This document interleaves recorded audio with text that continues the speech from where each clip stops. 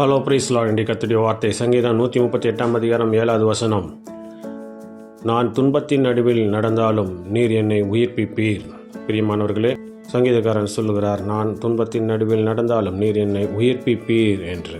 ஒரு நிலத்திலே ஏற்கனவே இருந்த செடியானது வெயிலின் நிமித்தமாக மழை வரும் வரைக்கும் வாடி போய் ஒன்றுமில்லாமல் இருக்கும், வறண்டு போன செத்த சூழ்நிலையில் இருக்கும். ஆனாலும் மழை தண்ணீர் அதன் மேலே பட்டவுடன் துளிர் எழும்பி புது கிளைகள் புது இலைகள் துளிர்த்து மறுபடியும் மீண்டு எழுகிறது போல நம்முடைய வாழ்க்கையும் பட்டுப்போன காய்ந்து போன வாழ்க்கையாக இருக்கலாம்.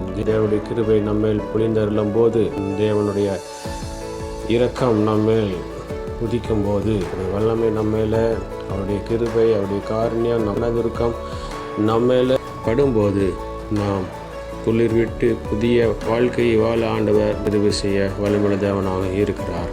ஆகவே துன்பத்தின் நடுவில் இருக்கிறதான என்னை உயிர்ப்பியும், என்னை மறுபடியும் எழுந்து மேலே முன்னேறச் செய்யும், உதவி செய்யும் என்று சொல்லும்போது, நிச்சயமாக ஆண்டவர் துன்பத்திலிருந்து நம்மை விடுதலையாக்க நமக்கு ஒரு ரட்சிப்பை ஆண்டவர் கட்டளையிட வல்லமையுள்ள தேவனாக இருக்கிறார். விசுவாசிப்போம், பிரார்த்தனை செய்வோம். எங்கள் அன்பை நேசிதான பரலோகத்தின் தந்தையை, ஆசிரிக்கப்பட்டதான இந்த நாளில் நீர் கொடுத்த நம்முடைய வார்த்தைக்காக நன்றி செலுத்துகிறோம்.